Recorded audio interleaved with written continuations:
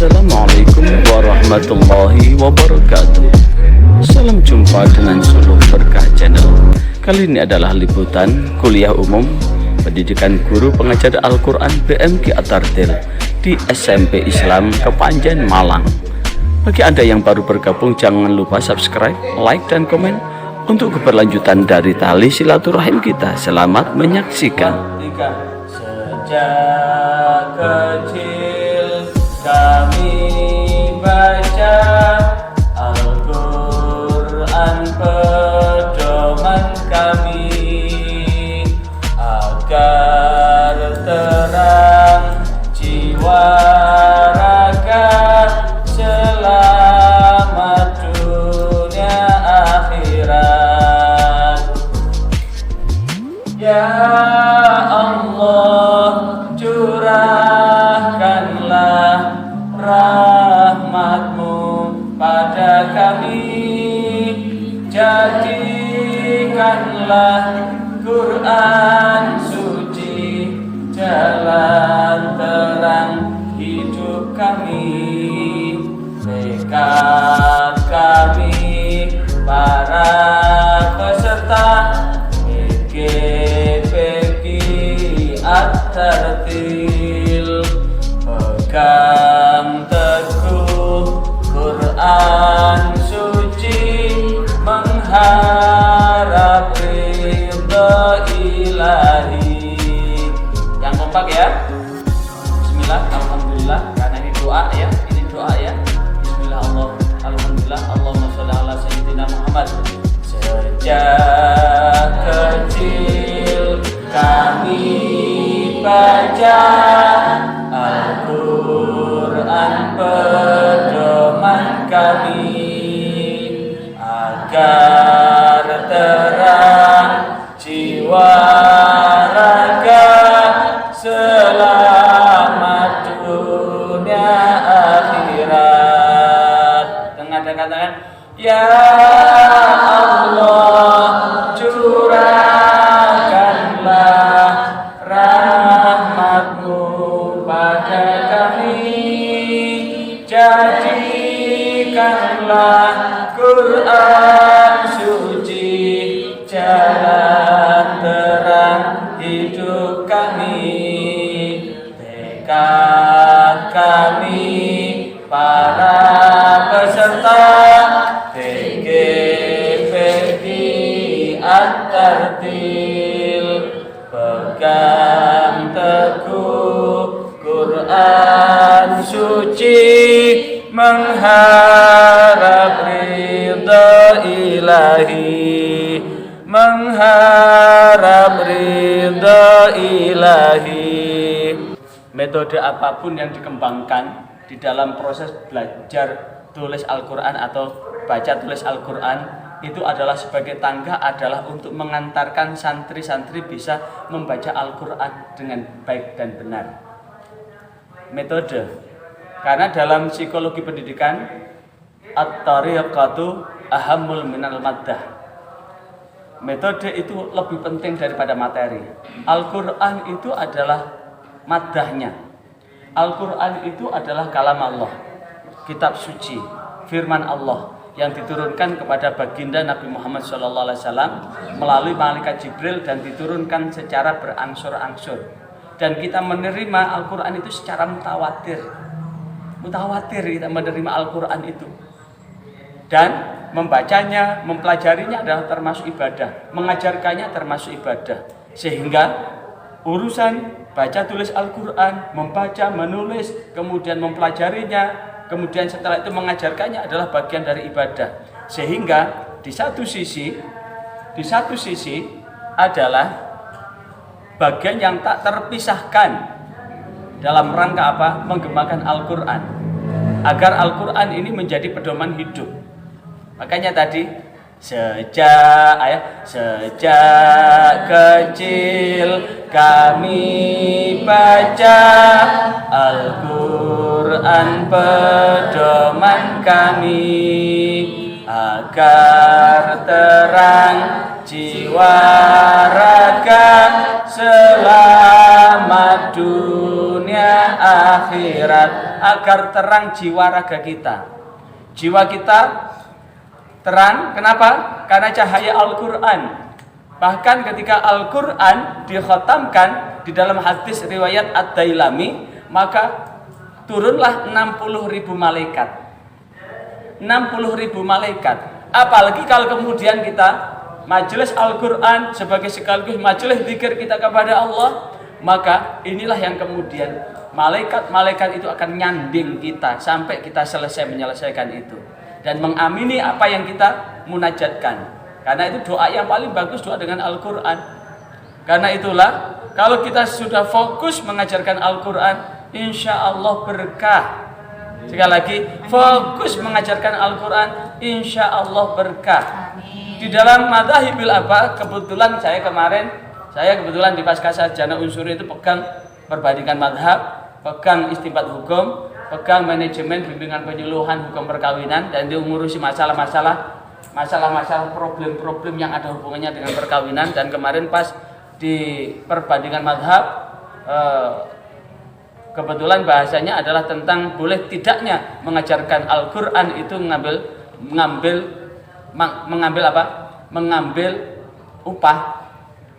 Dari 4 madhab hanya madhab Hanafi aja yang tidak boleh, tapi seluruhnya boleh untuk mengambil itu. Karena apa?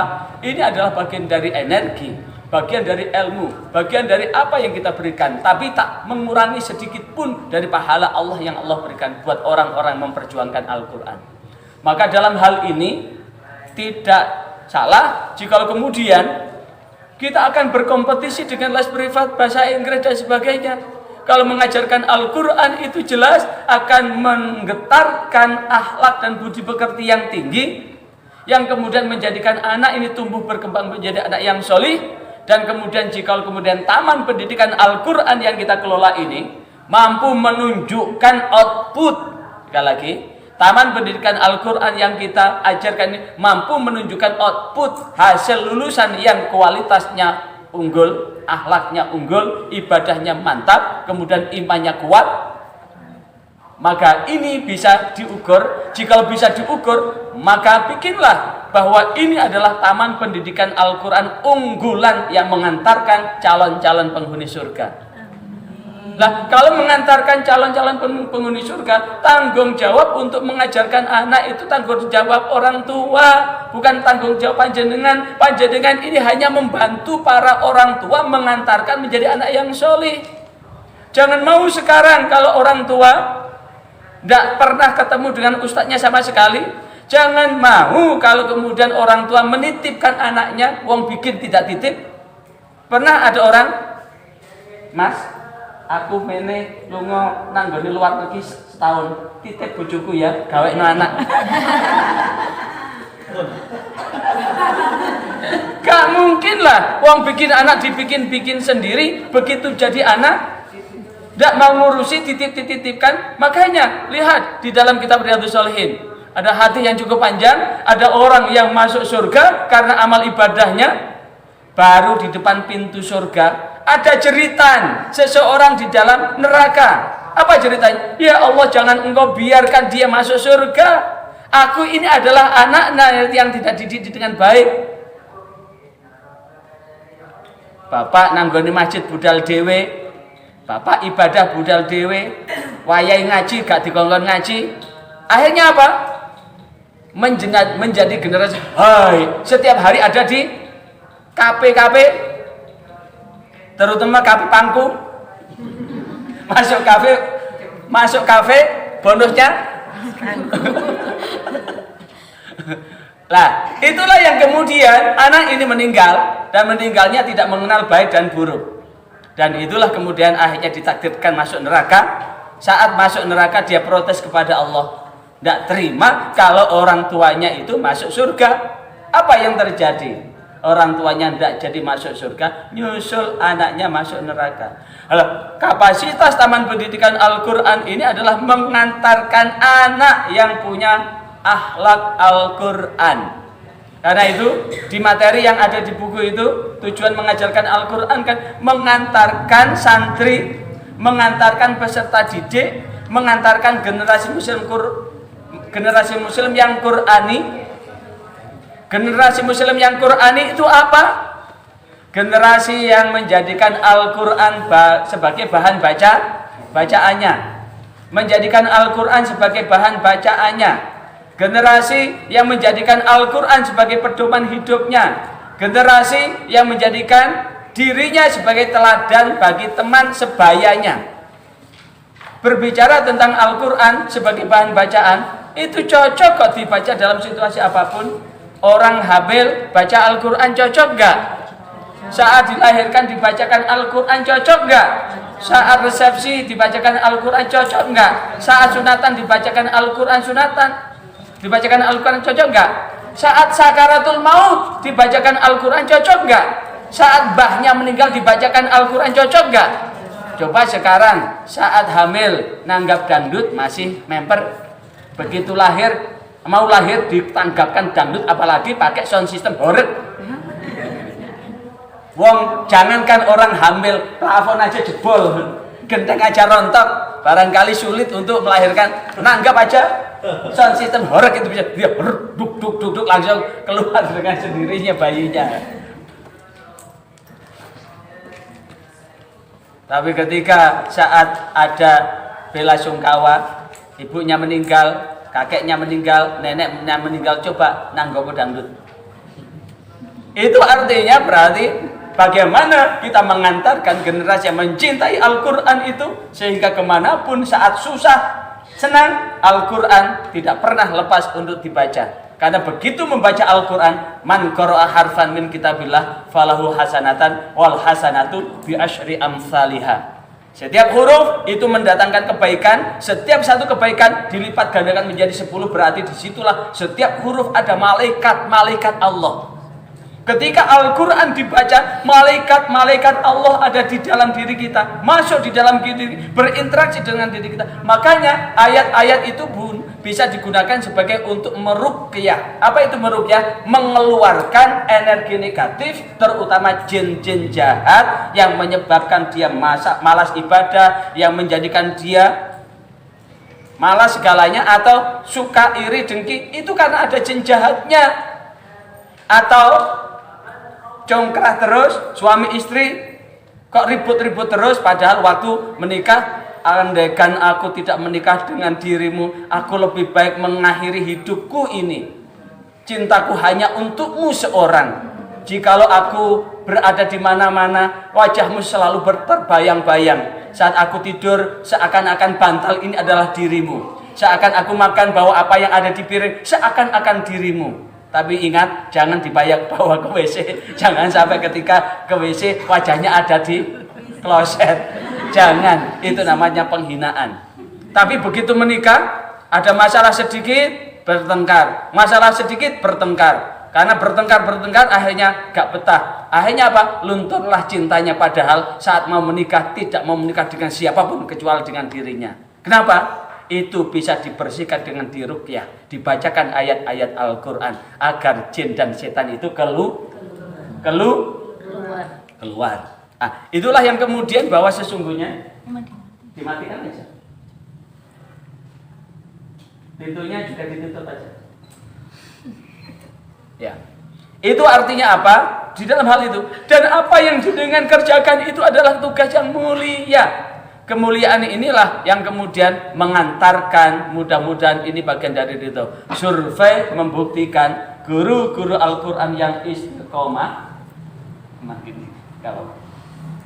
guru-guru Al-Quran yang istiqomah adalah berkah betul. Sekali lagi, berkah betul. Saat sendiri, ya memang bayarannya guru Al-Quran 1 bulan 30 hari memang. Kalau dihitung-hitung, jangankan beli ini itu, sekedar untuk beli beras saja tidak cukup kok. Sebulan itu paling tidak beras 1 sak 25 kilo. Kalau itu suami istri dan 1 anak.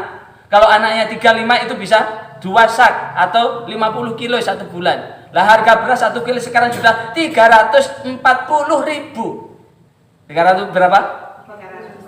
Sekitar itulah turun naik. Apalagi di era sekarang itu semua barang-barang naik semua. Artinya apa?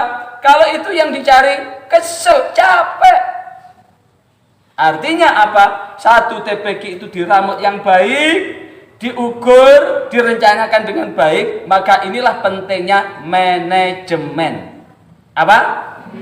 Pentingnya manajemen. Ridho ilahi. Kata kunci terakhir, mudah-mudahan apapun yang kita lakukan, Allah senantiasa membentangkan ridhonya. Kalau Allah ridho, itu yang paling penting. Hidup itu bukan kayanya. Sekali lagi, hidup itu bukan kayanya, tapi hidup itu yang paling penting adalah cukup dan pas-pasan. Kenapa? Saat masih sendiri pas untuk dimakan sendiri, begitu punya istri pas dan cukup, begitu anak lahir pas dan cukup, orang lain bisa bikin rumah, guru ke Al-Quran pun pas, bisa cukup bikin rumah, orang lain bisa haji umroh pas untuk berangkat haji dan ada sawah dijual pas, ada uang untuk bisa untuk beli. Yang paling penting cukup atau pasnya, bukan kayanya. Kenapa? Orang kalau kemudian dengan memaksa dirinya untuk mengambil kekayaan, itu juga tidak sedikit berakhir meninggal di penjara. Meninggal di penjara karena apa? Terlampau memaksa, sehingga kata Bang Haji Roma, sungguh terlalu. Dan ada satu hal, bahwa proses mengajarkan Al-Quran ini adalah pekerjaan yang sangat mulia. Apalagi ketika kita mengajarkan dan kemudian betul-betul konsep BTG, baca tulis Al-Quran itu diterapkan betul. Kenapa? BTG, baca, setelah baca menulis, baca, setelah baca menulis. Karena apa? Dalam konsep psikologi pendidikan, sesungguhnya kita punya otak. Otak itu ada otak kanan, otak kiri. Otak kiri ini adalah hal-hal yang bersifat konkret. Otak kanan hal-hal yang bersifat abstrak, holistik. Otak kiri ini adalah merangsang kecerdasan yang bersifat linier. Nah, otak kanan adalah yang bersifat out of the box, kreativitas, inovasi itu di otak kanan. Makanya survei membuktikan orang yang ranking 1, 2, 3 belum tentu dia sukses. Tapi ada orang yang sukses menjadi orang yang kaya raya waktu sekolah dulu tidak punya ranking. Kenapa? Berarti yang dominan adalah otak kanannya. Tapi kalau ketika otak kanan dan otak kiri itu seimbang, maka ya sukses waktu sekolah, juga sukses waktu hidup. Alhamdulillah jelek-jelek begini waktu di SD, MTS, MA yang masih ranking 1. Kuliah yang masih wisudawan terbaik dan sebagainya. Tapi juga dalam hidup ini juga tidak rendah-rendah amat begitu. Kalau berbanding dengan teman yang lain. Sehingga rasa syukur yang Allah berikan atas nikmat yang Allah limpahkan dan curahkan itu juga berlimpah-limpah. Termasuk alhamdulillah detik-detik ini atau 2 tahun terakhir ini, alhamdulillah kalau saya ingin ke Mekah begitu ya, bisa berangkat setiap saat dan tidak bayar. Ini aja andaikan tidak pegawai negeri juga bisa setiap saat berangkat, karena pegawai negeri terbatas dengan cuti hanya 12 hari. Maka tahun ini pun saya memanfaatkan ambil hari-hari yang ada cuti double, sehingga saya bisa ambil cuti 6 hari untuk berangkat, kemudian ambil 6 hari sisanya untuk berangkat. Alhamdulillah Ramadan kemarin 12 hari karena ada irisan cuti, sehingga cukup ambil cuti 6 hari. Dan 20 Desember besok itu saya mau berangkat juga, ambil cuti, ada irisan cuti 26, 25 hari Natal, 26 cuti bersama, sehingga pas 6 hari. Andaikan artinya apa? Yang paling penting kan hidup itu berkah. Apa makna berkah itu? Luweh dortu turah. Turah ini saged damel sang temek untuk melaksanakan haji maupun masih ada sisa, bisa buat beli sawah. Masih ada sisa, bisa untuk buat rumah. Yang terima pun akan sumringah karena bunga. untuk mewujudkan keluarga yang sakinah mawaddah warahmah. Mah itu suara apa? Lah, maka di dalam mengajarkan Al-Qur'an pun begitu. Sekaligus dalam rangka pengelolaan kelas. Ini untuk atlet yang dibimbing bersifat klasikal atau privat? Yang dibimbing bersifat klasikal. Bersifat klasikal itu pas kalau kemudian menggunakan teori ini. Jadi ketika klasikal itu kan anak-anak diajak untuk mengulang pelajaran kemarin kan. Setelah mengajak pelajaran kemarin, maka nambah pelajaran hari ini. Dibaca bareng-bareng sampai betul. Setelah betul, anak-anak kan maju satu persatu kan? Talaki kan? Masuk satu persatu kan? Kemudian dikasih nilai kan? Setelah dikasih nilai, secara otomatis kalau anak sudah selesai talaki dengan ustadz-ustadzahnya, kira-kira anak itu masih umur 5 tahun kemana? Lari ke sana kemari. Jangankan anak TH, anak kelas 5 aja, sholat itu masih jongkrok-jongkrokan kok. Tentu begitu selesai, merasa selesai, bebas. Akhirnya apa? Ganggu yang lain. Caranya apa? Seimbangkan antara kemampuan membaca dengan menulis secara bersamaan. Habis talaki, anak-anak duduk di belakang atau duduk di tempat duduknya lagi. Perintahkan kalau anak itu masih TK, gambar materi yang baru dibaca tadi. Kalau anak itu sudah masuk SDMI, tulis materi yang baru dibaca tadi. Usahakan persis dengan tulisan yang ada di buku. Sehingga selain bawa buku panduan ngaji itu juga bawa buku tulis. Agar anak-anak itu punya semangat, di saku ini siapkan apa namanya? Permen berkah. Jajan berkah. Untuk apa? Siapa yang paling bagus di antara kalian akan dapat hadiah dari Ustadz. Ini adalah permen yang sudah didoai sama Ustadz. Doanya mudah-mudahan begitu memut permen, anak soleh, anak soleh, anak soleh. Apa? Supaya nanti ketika anak-anak nulis itu juga akan semangat. Apa hasilnya sekarang? Jikalau kemampuan membaca huruf Latin, yang huruf Latin itu kan nulisnya dari kiri ke kanan, maka merangsang apa? Aktivitas dominasi otak kiri yang wujudnya memperkuat kemampuan menganalisis dan linier. Sementara kalau kemudian habis membaca Al-Quran, huruf-huruf Al-Quran nulisnya kan dari kanan ke kiri. Apa hasilnya sekarang? Menulis Al-Quran merupakan sebuah kegiatan yang didominasi oleh otak kanan. Kenapa? Karena nulisnya dari kanan ke kiri atau atas ke bawah. Hasilnya luar biasa. Maka akan mendapatkan nanti kelak ketika anak ini sudah dewasa, mempunyai kekuatan yang bersifat inovatif, kreatif, memiliki ide baru, out of the box di dalam berpikir, dan kemudian dia akan berpikir secara konkret dan holistik menyeluruh. Jadi melihat sesuatu itu bukan dilihat seperti orang buta mengenali gajah.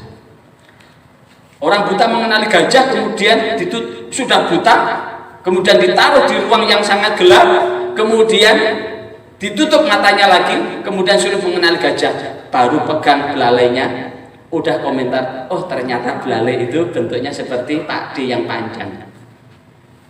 Oh, ketika pegang telinganya, oh gajah itu ternyata seperti kipas. Pegang perutnya, oh gajah itu seperti beduk. Orang yang berpikir holistik itu tidak mudah untuk menyimpulkan sebelum dia mampu memahami keseluruhan. Itulah yang disebut dengan berpikir holistik, menyeluruh, sehingga ujungnya akan menjadi orang yang bijaksana, bukan bijak sini. Menjadi orang yang bijaksana, bukan bijak sini. Sekaligus anak-anak akan semakin, karena ketika menulis suara ustadz atau ustadzah itu sangat terngiang. Misalkan bata'ah, anak itu ba-ta-ah. Jadi ketika nulis itu ini memori otaknya ini terngiang-ngiang suara ustazahnya, sehingga secara otomatis anak ini akan terbentuk milenisasi. Apa itu milenisasi? Antara sel otak dengan sel otak itu kan ada serabutnya. Di serabut ini kemudian ada semacam chips seperti flash disk begitu, memori itu. Nah inilah yang kemudian akan menebalkan memori ingatannya, sehingga tidak usah belajar lagi, besok begitu langsung sudah klik. Di rumah tidak usah ngelala lagi, besok sudah langsung klik.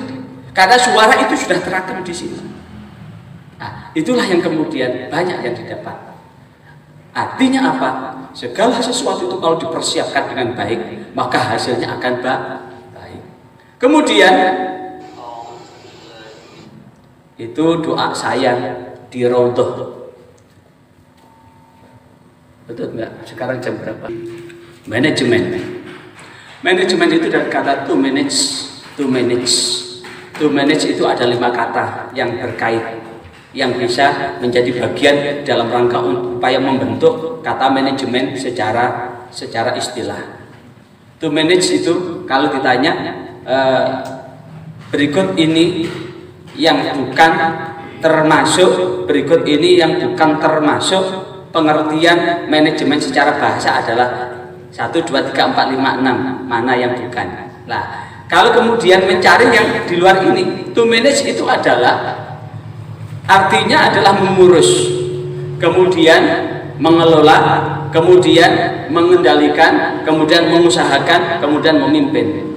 Bagaimana menerapkan jikalau memakai kata mengurus buat satu kalimat? Maka misalkan ibu mengurus rumah tangganya dengan baik, Pak Joni mengurus binatang ternaknya dengan baik, Pak Ahmad mengurus pembuatan KTP, Pak Hamid mengurus pembuatan SIM. Nah, apa kata mengurus?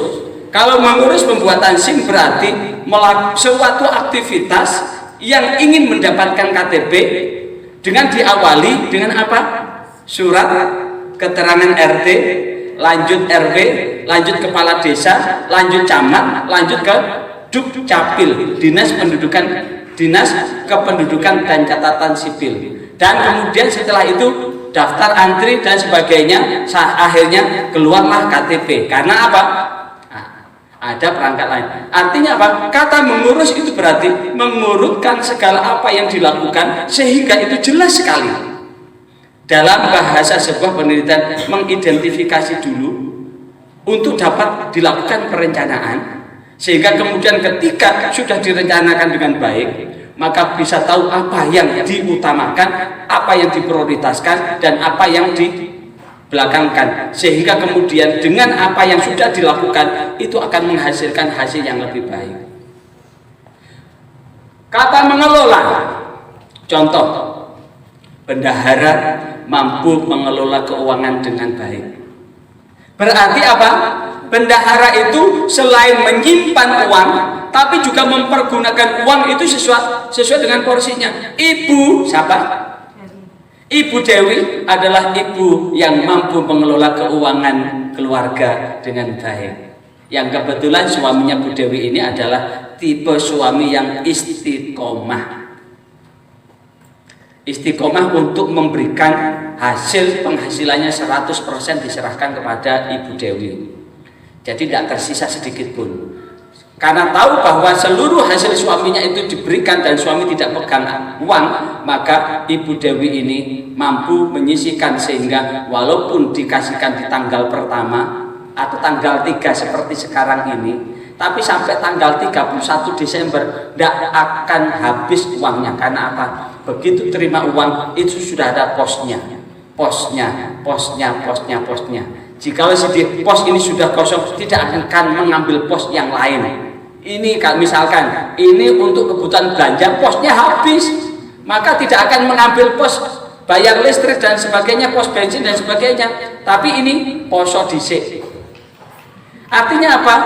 Setelah itu uang masih ada dan kebutuhan tidak akan berkurang. Berarti ini namanya Ibu Dewi mampu mengelola keuangan. Dikelola. Mengendalikan, tahu mengendalikan? Pernah dengar?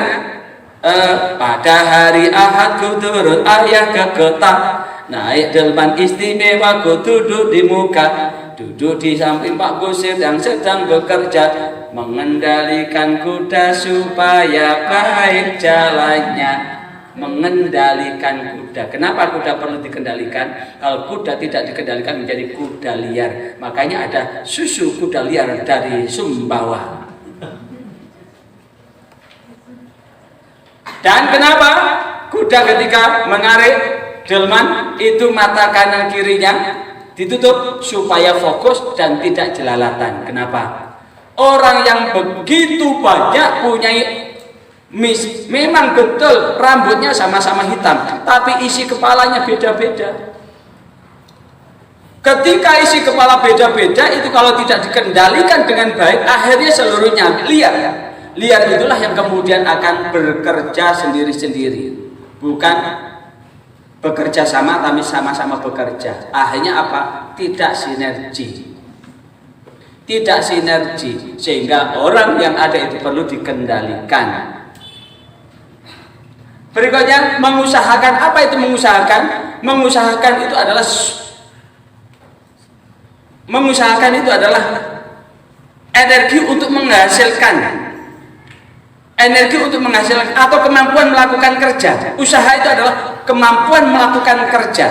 Kemampuan melakukan kerja itu berarti apa yang dilakukan itu adalah menghasilkan hasil yang berlipat. Contoh petani mengusahakan hasil pertaniannya tahun depan 2 kali lipat.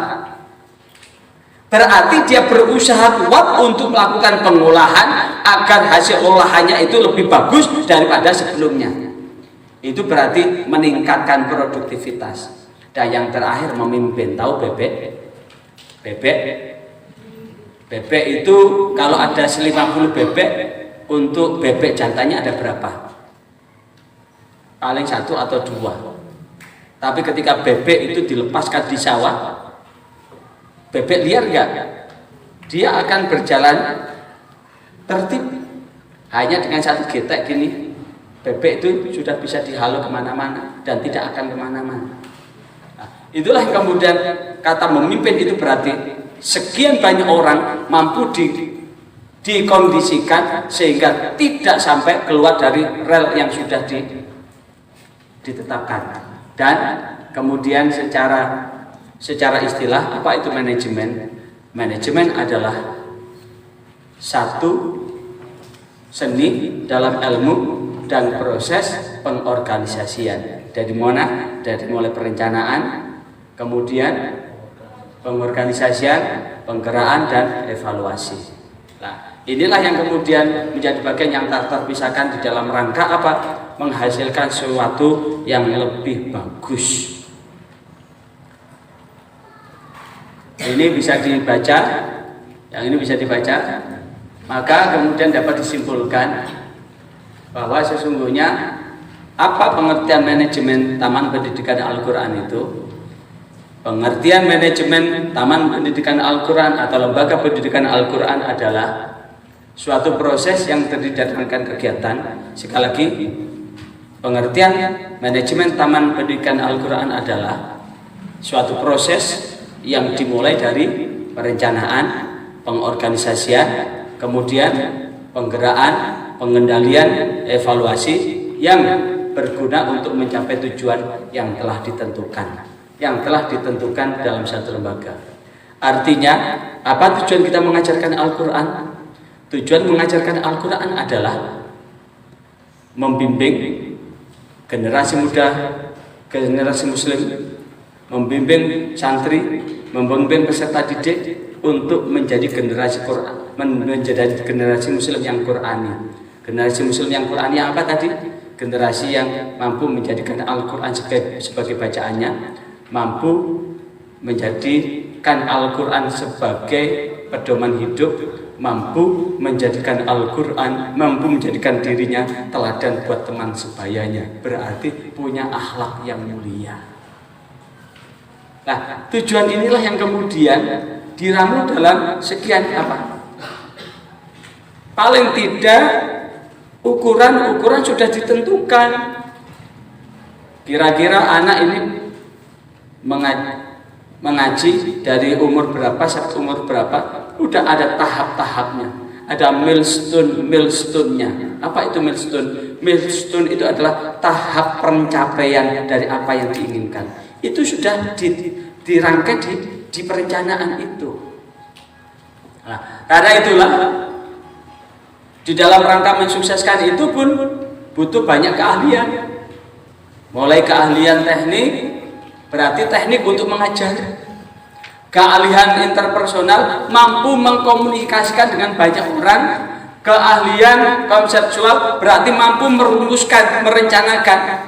Keahlian diagnosis, ketika terjadi keruwetan, mampu mendiagnosa. Mendiagnosa itu berarti mampu melihat persoalan secara clear and clean untuk apa? Didiagnosa, untuk dijadikan solusinya. Dan tentu akan ada kemampuan komunikasi. Komunikasi itu berarti mampu menyampaikan ide dan gagasan sehingga seluruhnya akan mempunyai kemampuan, keinginan untuk mengupayakan hasil yang bagus. Dan keahlian mengatur waktu serta keahlian untuk mengambil keputusan. Di situasi apapun kemampuan untuk mengambil keputusan itu penting. Dan dari sekian itu ternyata ada 3 manajemen yang tidak kalah pentingnya. Sekali lagi, ada 3 manajemen yang tidak kalah pentingnya. Apa itu? Yang pertama adalah manajemen kalbu, hati. Manajemen kalbu itu penting.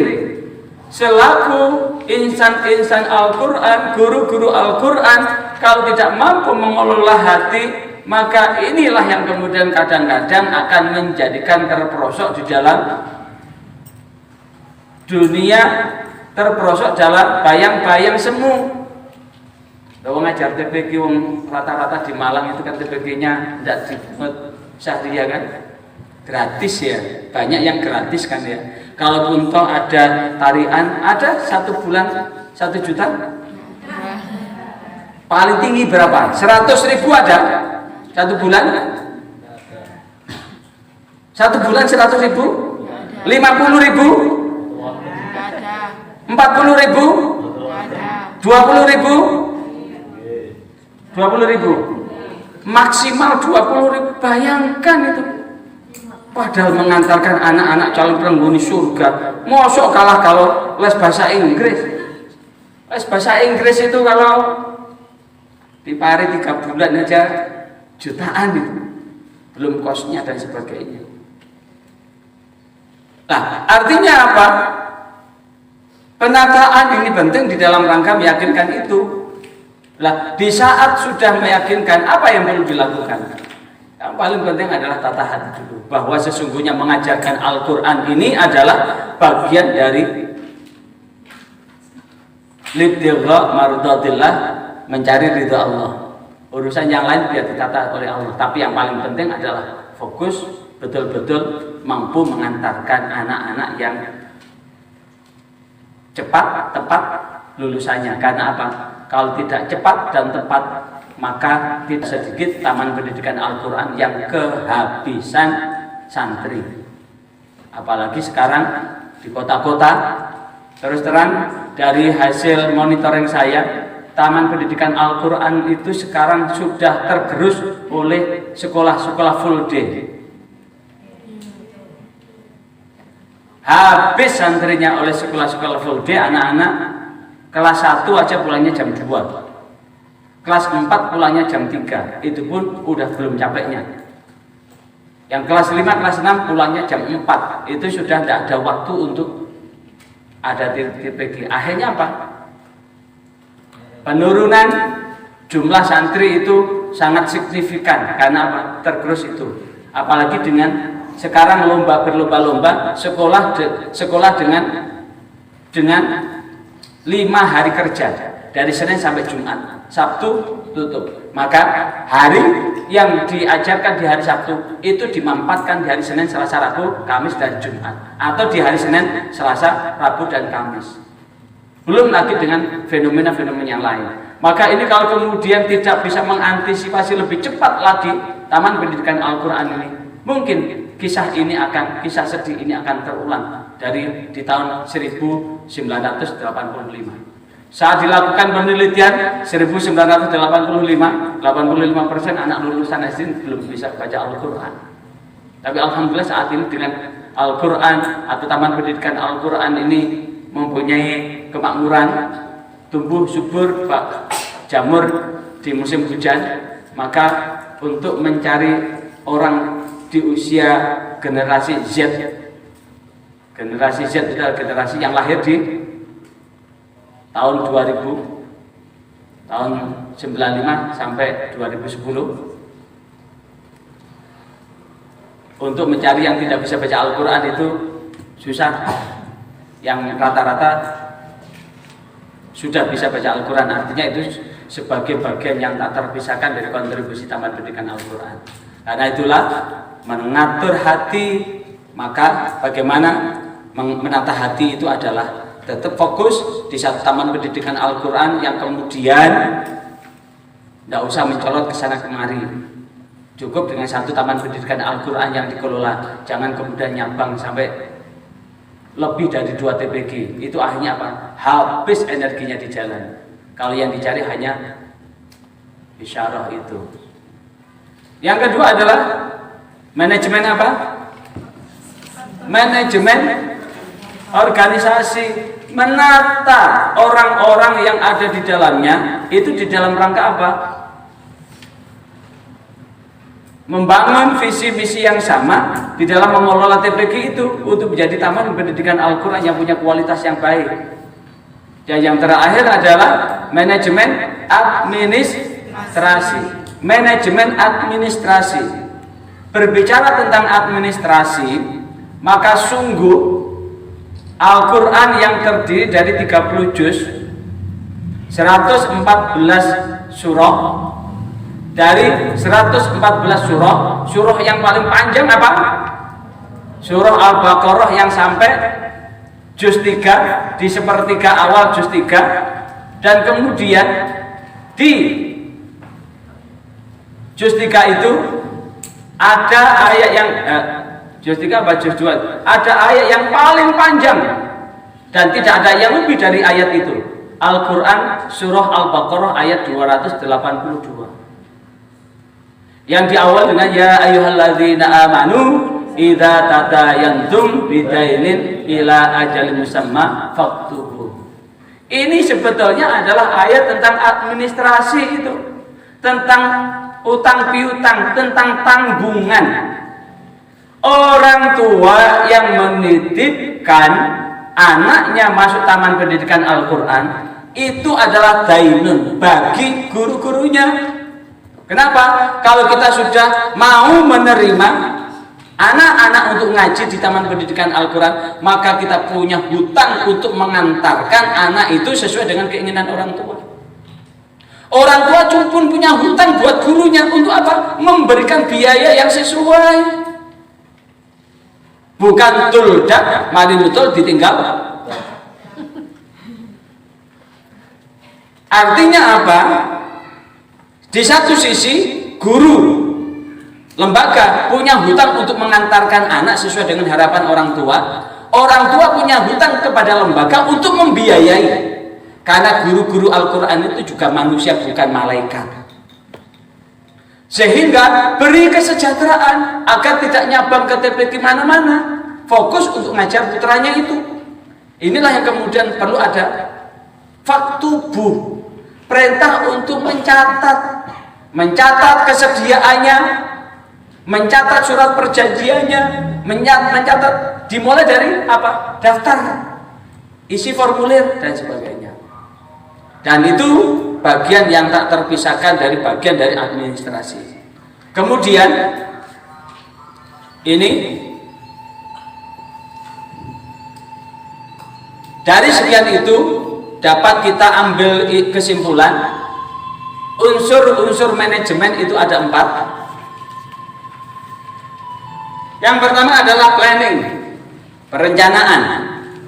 Perencanaan itu penting. Kenapa?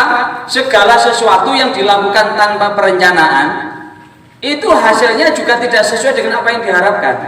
Yang sering saya kasih contoh begini, ibarat ada orang tua punya anak dua, dua-duanya dikasih tanah dengan ukuran yang sama untuk menjadi investasi kelak ketika sudah bisa bekerja, kelak ketika sudah bisa bikin rumah, tanah itu bisa dibangun rumah. Tapi dua anak itu mempunyai pemikiran yang berbeda. Yang satu pokoknya itu ada tanah, daripada kontrak sepunyanya uang langsung dibuat untuk membangun. Jadi punya rezeki sedikit bikin satu kotak satu kamar, ada rezeki lagi bikin satu kotak satu kamar, ada rezeki lagi bikin satu kotak, ada rezeki bikin satu kotak. Misalkan dua-duanya mendapatkan sebidang tanah 20 kali 40. Yang pertama pokoknya ada rezeki bangun, ada rezeki bangun, sehingga tanah ini full bangunan. Tapi yang satu tidak begitu. Tanah 20 kali 40 ini bagaimana tanah ini menjadi rumah yang nyaman untuk dihuni. Dia kepingin bahwa ukuran tanah 20 kali 40 itu ada ruang pertemuan yang representatif, ada ruang keluarga, ada kamar utama yang di situ kamar itu laksana seperti taman, ada kamar untuk anak-anak, ada gudang, ada kolam renang, ada tamannya dan sebagainya. Bagaimana? Maka dia konsultasi pada insinyur pembangunan. Dibuatkanlah namanya gambar denah, peta dan sebagainya. Setelah itu sesuai dengan keinginan maka dirancanglah sesuai dengan apa yang diinginkan itu. Setelah gambar jadi, maka apa langkah berikutnya? Bangun pondasi semuanya. Setelah dibangun pondasi semuanya, bernafas sedikit. Ada rezeki, apa yang dibangun duluan? Berdasarkan gambar itu, kamar utama dulu. Karena kamar utama ini sebagai kamar produksi. Nggak mungkin kan memproduksi di kebun. Kamar utama dulu. Begitu punya rezeki, loh setiap ada tamu masa diajak masuk ke kamar, salah-salah nanti salah. Maka kemudian bikinlah ruang tamu dibangun. Begitu ruang tamu dibangun, lah ini sama anak-anak keluarga kalau ada waktu santai kalau masa di kamar semuanya, akhirnya apa? Dibangunlah ruang keluarga. Akhirnya dalam waktu yang hampir bersamaan dengan yang pertama, jadilah bahwa ini 20 kali 40 sudah full bangunan sesuai dengan keinginan. Pertanyaannya, nyaman mana, indah mana antara yang pertama dengan yang kedua setelah dua-duanya sama jadinya rumahnya? Pertanyaannya, kenapa yang kedua? Lebih tertata. Begitu pula orang mengajarkan Al-Quran dengan modal semangat doang tanpa direncanakan, pokoknya bendino mlebu, hasil gak hasil yang penting tak ulang, gak pernah diukur, sehingga datang satu ya diajar satu, datang dua diajar dua, yang tidak masuk berhari-hari dibiarkan dan tidak ada perencanaan, tidak ada evaluasi. Dibandingkan dengan Taman Pendidikan Al-Quran yang gedungnya sudah ditata, kurikulumnya sudah ditata, dimulai dari menyusun standar kelulusannya. Setelah standar kelulusannya disusun pula direncanakan standar isinya. Setelah disusun standar isinya, standar prosesnya. Setelah standar prosesnya disusun, standar pendidiknya termasuk gurunya yang belum punya kompetensi diikutkan BMK Atartil. Kemudian standar pembiayaannya, karena untuk mengantarkan anak sukses harus ada pembiayaannya dan orang tua harus berpartisipasi untuk membiayai itu. Standar evaluasi, standar sarana prasarana, semuanya sudah direncanakan. Maka ini akan jauh lebih berkualitas dan akan terukur dengan baik jika ini bisa dilakukan dengan baik oleh seluruh insan Al-Quran. Ingat, al-haqqu bila nizam yaghlibul batil bin nizam.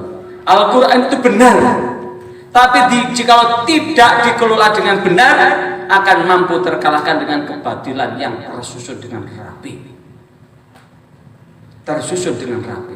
Karena itu setelah tujuan tahu, sasaran targetnya, maka mengajarkan disusun bahwa ngajar untuk lembaga pendidikan Al-Quran 4 tahun cukup.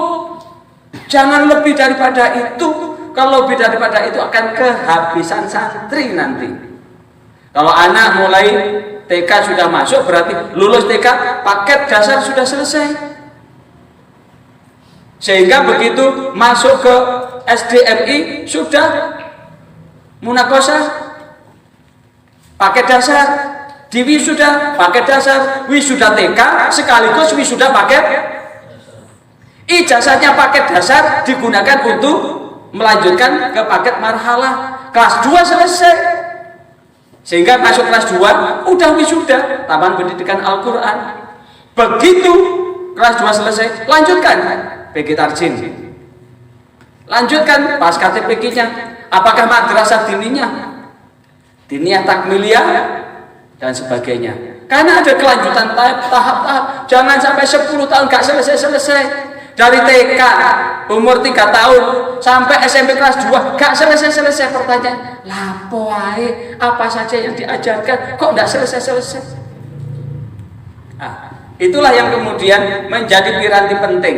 Kalau sudah itu, maka kegiatan belajar mengajarnya, tata tertibnya, dan berapa lama waktu yang dibutuhkan. Berapa waktu tadi? 4 tahun selesai. Kalau sampai 4 tahun tidak selesai, itu berarti tidak dikelola dengan benar. Kalau sudah itu baru perencanaan selesai, maka dilanjutkan di pengorganisasian. Itulah artinya bahwa sesungguhnya ketika sudah direncanakan, langkah berikutnya adalah pengorganisasian, pengorganisasian. Di saat pengorganisasian itu apa yang perlu dilakukan? Maka menentukan siapa yang akan melaksanakannya.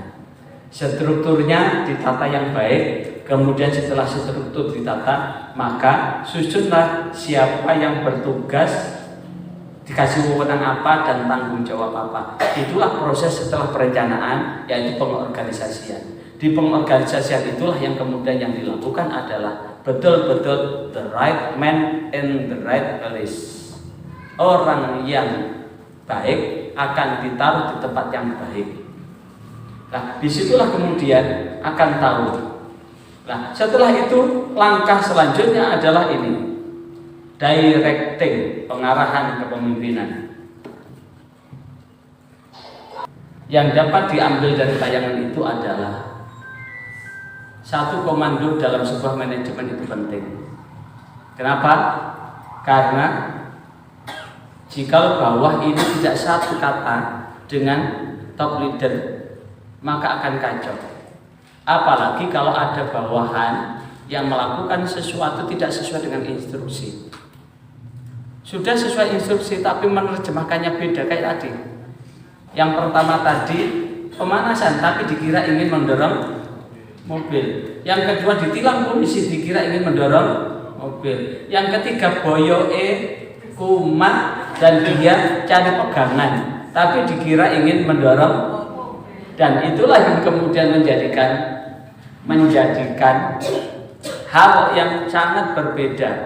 Karena itulah di dalam mengajarkan Al-Quran bahwa manajemen ini penting, dan setelah itu tanamkan motivasi dan dorongan bahwa mengajar Al-Quran ini adalah bekerja untuk akhirat dan beramal untuk umat. Bekerja untuk akhirat dan beramal untuk umat. Dan yang terakhir setelah directing diarahkan dengan baik, maka jangan biarkan itu semua telah menggelinding. Maka unsur yang keempat adalah controlling.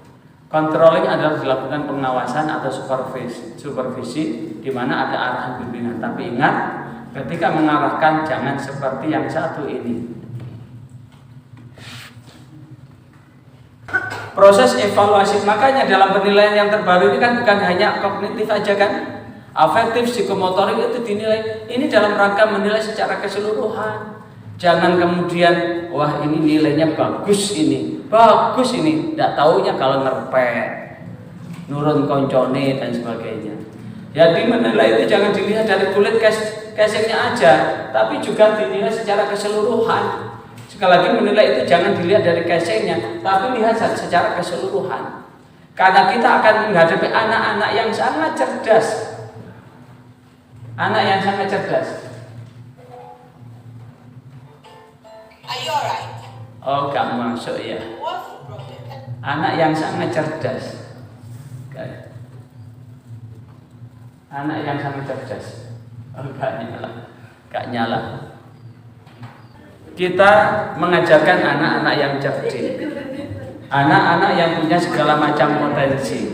Potensi ini kalau kemudian disinergikan dengan hidayah Al-Quran, maka akan lebih jauh lebih berkualitas generasi muslim kita. Karena itulah tidak ada pilihan lagi kecuali bagaimana kita kelola taman pendidikan Al-Quran itu dengan sebaik-baiknya. Nah, saat kita mengelola taman pendidikan Al-Quran dengan sebaik-baiknya, maka sesungguhnya memang betul manajemen itu ada 5 unsur yang saling berkaitan pada man. Man itu berarti butuh manusia yang punya kehandalan untuk mengelola lembaga. Money, karena bagaimanapun juga jar basuki mawa beyo. Untuk memperoleh kesuksesan itu memang harus ada biaya. Mau tidak mau komunikasikan sama wali santri, asal ustadz ustadzah ini mampu mengkomunikasikan dengan baik, mampu meyakinkan bahwa taman pendidikan Al-Quran itu akan mengantarkan anak-anak yang sukses, anak-anak yang solih-solihah, anak-anak yang berbakti kepada kedua orang tuanya, anak-anak yang laksana seperti bulan purnama, yang tetap sedap dipandang mata, yang qurrata a'yun. Tetap dikomunikasikan mesin perlengkapan kerja. Kita kuliah seperti ini, tidak ada ini, kemudian tidak ada kipas, ini aja kipasnya gak nyala, sumuk kok. Metode. Ini adalah bagian dari metode. Material, sarana prasarana, market. Sebagus apapun kalau marketnya, pemasarannya tidak bagus, ya jadinya tidak bagus. Tahu air kemasan pertama kali itu adalah aqua, sehingga apapun air mineral orang ngomong aqua ini mana, padahal yang ada itu bukan aqua, bisa Cleo, bisa Club dan sebagainya, tapi aquanya mana? Karena yang pertama kali pelopornya adalah aqua. Air sebesar gelas plastik itu berapa itu? Satu botol itu berapa? Satu botol kalau di warung 3.000. Kalau di rumah makan bisa 10.000 sampai 15.000. Kalau di bandara 20.000. Dari apa? Air minum itu. Padahal kalau ngambil di kamar mandi itu mau minta berapa enggak usah pakai bayar itu. Apa artinya? Itu adalah bagian dari marketing. Untuk menjadikan bahwa diri kita ini akan memberikan kontribusi yang besar, pemasaran itu penting. Nah, inilah yang kemudian 6 unsur ini akan berkelindahan, akan berkaitan.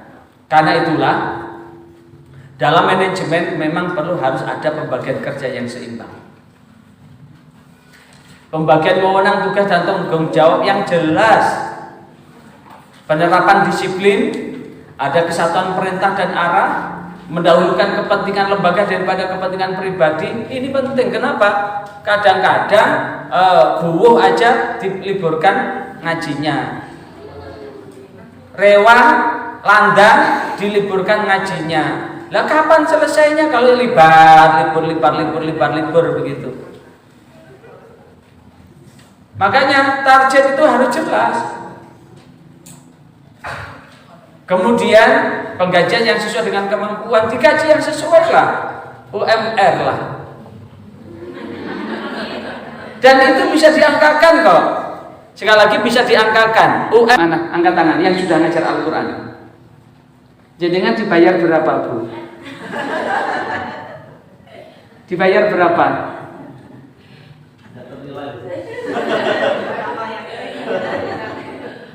Berapa bayarannya? Seikhlasnya. Dibayar berapa?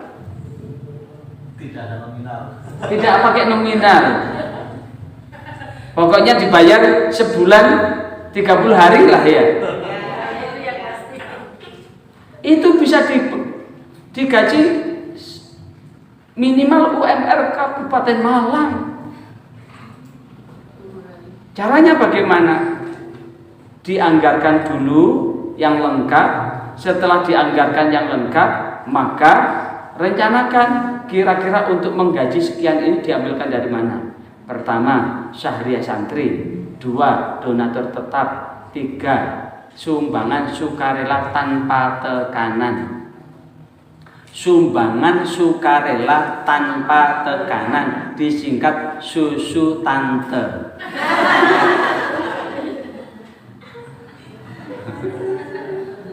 Nah ini penting.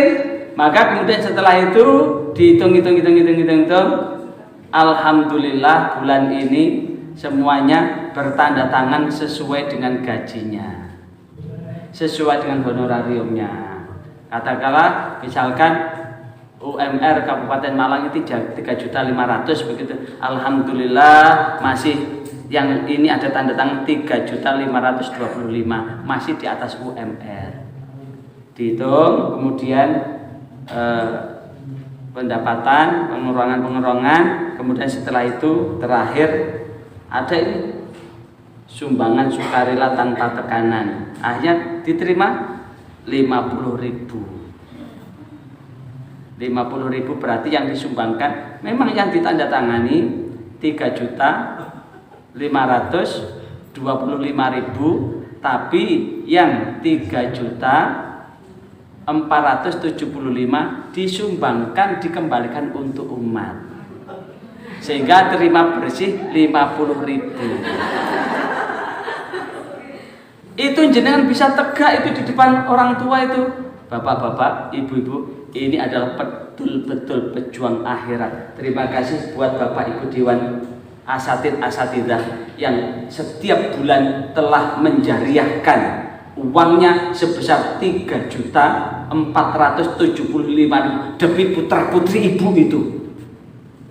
Berkata apa tidak, beliau ini digaji 3.525.000, tapi setiap bulan hanya menerima 50.000 gara-gara ibu yang nunggak itu.